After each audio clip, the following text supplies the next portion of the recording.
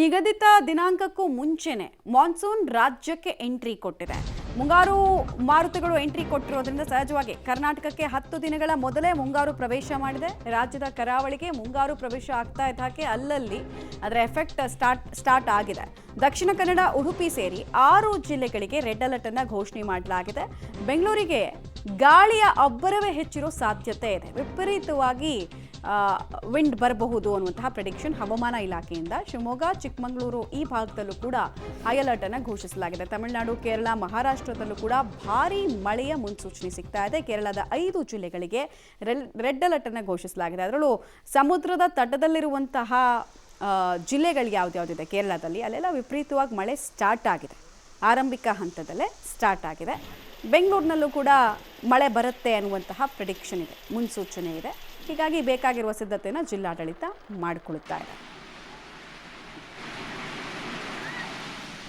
Details ಕೊಡ್ತಾರೆ ಸುಕ್ಪಾಲ್.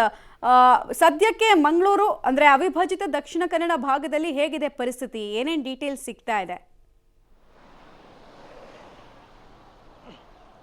ಮಮತಾ, ಇವತ್ತು ವಾಡಿಕೆಯಿಂದ ಮೊದಲೇ ಮುಂಗಾರು ಮಳೆ ಕೇರಳಕ್ಕೆ ಎಂಟ್ರಿ ಆಗಿರುವಂಥದ್ದು. ಯಾವಾಗ ಕೇರಳಕ್ಕೆ ಎಂಟ್ರಿ ಆಗುತ್ತೆ ಅದೇ ದಿನ ಮಂಗಳೂರು ಸೇರಿದಂತೆ ಇಡೀ ಕರಾವಳಿ ಭಾಗಕ್ಕೆ ಮಳೆ ಆಗುತ್ತೆ. ಹಾಗಾಗಿ ನಿನ್ನೆ ರಾತ್ರಿ ಕೇರಳಕ್ಕೆ ಮಾನ್ಸೂನು ಮುಂಗಾರು ಮಳೆ ಎಂಟ್ರಿ ಆಗಿದೆ ಅನ್ನುವಂಥದ್ದನ್ನು ಹವಾಮಾನ ಇಲಾಖೆ ಹೇಳ್ಕೊಂಡಿರುವಂಥದ್ದು. ಆ ಬಳಿಕ ನಿನ್ನೆ ರಾತ್ರಿ ಭಾಳಷ್ಟು ಹೆಚ್ಚಿನ ಪ್ರಮಾಣದ ಮಳೆ ಆಗಿದೆ. ಮಂಗಳೂರು, ಉಡುಪಿ ಈ ಭಾಗದಲ್ಲಿ ಹೆಚ್ಚಿನ ಮಳೆ ಆಗಿದೆ. ಇವತ್ತು ಮತ್ತೆ ರೆಡ್ ಅಲರ್ಟ್ ಇದೆ. ಇವತ್ತಿನಿಂದ 30ನೇ ತಾರೀಕಿನವರೆಗೂ ರೆಡ್ ಅಲರ್ಟ್ ಇದೆ ಅನ್ನುವಂಥದ್ದನ್ನು ಹವಾಮಾನ ಇಲಾಖೆ ಸೂಚಿಸಿರುವಂಥದ್ದು. ಆದರೆ ಇವತ್ತು ಬೆಳಗಿನಿಂದ ಸಂಪೂರ್ಣ ಮೋಡ ಮುಸುಕಿದ ವಾತಾವರಣವಿದೆ. ನೀವು ಗಮನಿಸಬಹುದು, ಇಡೀ ಮಂಗಳೂರಲ್ಲಿ ಇಷ್ಟೊತ್ತಿಗೆ ಸುಮಾರು 9 ಗಂಟೆ ಸುಮಾರಿಗೆ ಭಾಳಷ್ಟು ಬಿಸಿಲಿನ ವಾತಾವರಣ ಇತ್ತು. ಆದರೆ ಇವತ್ತು ಸಂಪೂರ್ಣವಾಗಿ ಮೋಡ ಕವಿದ ವಾತಾವರಣವಿದೆ, ಸಂಪೂರ್ಣವಾಗಿ ಕತ್ತಲು ಆವರಿಸಿದೆ. ಹಾಗಾಗಿ ಇವತ್ತು ಭಾಳಷ್ಟು ದೊಡ್ಡ ಪ್ರಮಾಣದ ಮಳೆ ಆಗುತ್ತೆ ಅನ್ನುವಂಥ ಹವಾಮಾನ ಇಲಾಖೆಯ ಮುನ್ಸೂಚನೆ ಏನಿತ್ತು ಅದರಂತೆ ಇವತ್ತು ಖಂಡಿತವಾಗಿಯೂ ಭಾಳಷ್ಟು ದೊಡ್ಡ ಪ್ರಮಾಣದ ಮಳೆ ಆಗುತ್ತೆ.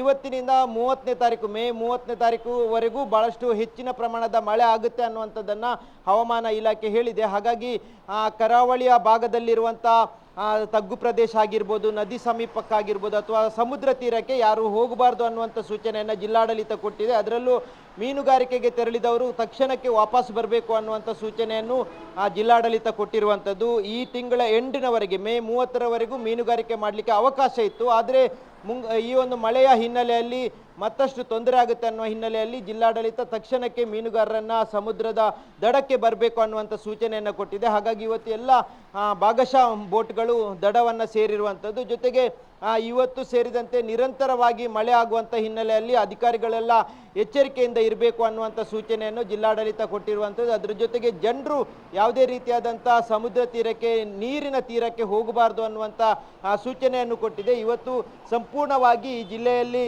ಮೋಡ ಮುಸುಕಿದ ವಾತಾವರಣ ಇರುವಂಥದ್ದು. ಅದರಲ್ಲೂ ಗ್ರಾಮೀಣ ಭಾಗದಲ್ಲಿ ಬೆಳಗಿನಿಂದಲೇ ಮಳೆ ಆರಂಭ ಆಗಿದೆ. ಅದು ಬಂಟ್ವಾಳ, ಬೆಳ್ತಂಗಡಿ, ಪುತ್ತೂರು ಈ ಭಾಗದಲ್ಲಿ ನಿರಂತರವಾಗಿ ನಿನ್ನೆ ರಾತ್ರಿಯಿಂದ ಆರಂಭಗೊಂಡಿರುವಂಥ ಮಳೆ ಮತ್ತಷ್ಟು ಹೆಚ್ಚಿನ ಪ್ರಮಾಣದಲ್ಲಿ ಸುರಿತಾ ಇದೆ. ಜೊತೆಗೆ ಪಶ್ಚಿಮ ಘಟ್ಟದಲ್ಲೂ ನಿರಂತರ ಮಳೆ ಆಗ್ತಾ ಇದೆ. ಹಾಗಾಗಿ ಎಲ್ಲ ನದಿಗಳಿಗೆ ನೀರು ತುಂಬಿ ಹರಿದು ಬರ್ತಾ ಇರುವಂಥದ್ದು. ಹಾಗಾಗಿ ಇವತ್ತು ಮತ್ತೆ ನಾಳಿನ ಹೆಚ್ಚಿನ ಮಳೆ ಆಗುತ್ತೆ. ಜೊತೆಗೆ 30ನೇ ತಾರೀಕಿನವರೆಗೂ ಹೆಚ್ಚಿನ ಮಳೆ ಆಗುತ್ತೆ ಅನ್ನುವಂಥ ಸೂಚನೆ ಇರುವಂಥದ್ದು. ಈ ಹಿನ್ನೆಲೆಯಲ್ಲಿ ಜಿಲ್ಲಾಡಳಿತ ಎಚ್ಚರಿಕೆ ಕೊಟ್ಟಿರುವಂಥದ್ದು. ಮಮತಾ, ಧನ್ಯವಾದ ತಮ್ಮ ಮಾಹಿತಿಗಾಗಿ ಸುಕ್ಪಾಲ್.